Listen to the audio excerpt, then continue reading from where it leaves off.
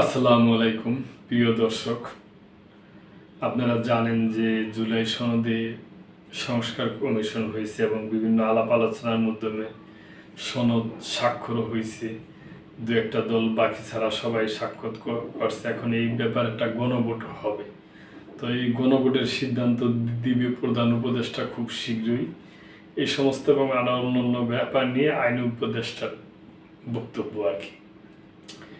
দ্রুতই গণভোটের সিদ্ধান্ত দেবেন প্রধান উপদেষ্টা, আইন উপদেষ্টা আসিফ। গণভোট কবে হবে সে বিষয়ে প্রধান উপদেষ্টা দ্রুতই সিদ্ধান্ত নেবেন বলে জানিয়েছেন আইন উপদেষ্টা অধ্যাপক ডক্টর আসিফ নজরুল। বৃহস্পতিবার বিকেলে উপদেষ্টা পরিষদের বৈঠক শেষে রাজধানীর ফরেন সার্ভিস একাডেমিতে এক সংবাদ সম্মেলনে তিনি একথা জানান। গণভোট কবে হবে তা নিয়ে রাজনৈতিক দলগুলোর মধ্যে বিরোধ তীব্রতর পর্যায়ে পৌঁছে গেছে বলে মন্তব্য করেন আইন উপদেষ্টা। তিনি বলেন, সিদ্ধান্ত নেবেন প্রধান উপদেষ্টা। প্রধান উপদেষ্টার নেতৃত্বে আমরা থাকব, আমরা সহায়তা করার জন্য থাকব। সিদ্ধান্ত এটা কোনো পার্টিকুলার কেউ নেবেন না, এটা আপনারা নিশ্চিত থাকেন। এই সিদ্ধান্ত প্রধান উপদেষ্টা নেবেন, দ্রুতই সিদ্ধান্ত নেওয়া হবে।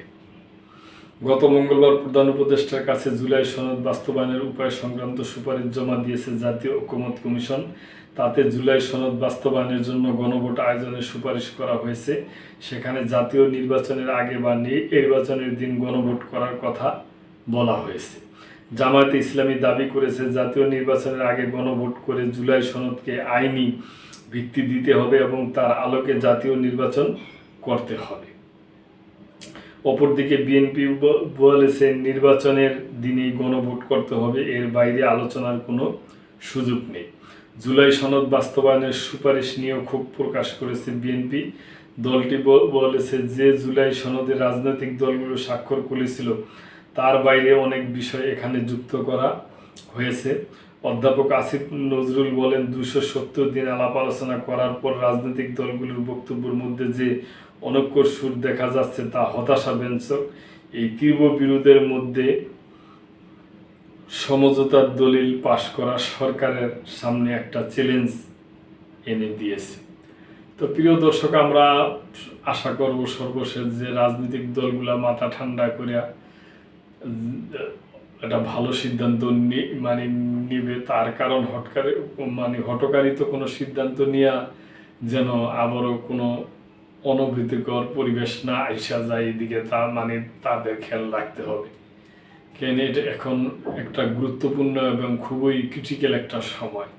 আশা করব যে রাজনৈতিক দলগুলা মাথা ঠান্ডা করে মিলেমিশে তারা যেমনি হোক যেটা ভালো হয় সেটাই করবে। প্রিয় দর্শক, এ ব্যাপারে আপনাদের কোনো মন্তব্য থাকলে অবশ্যই কমেন্ট করবেন এবং লাইক, শেয়ার, কমেন্ট করে সাবস্ক্রাইব করে মেম্বারশিপ নিয়ে আমাদের পাশেই থাকবেন।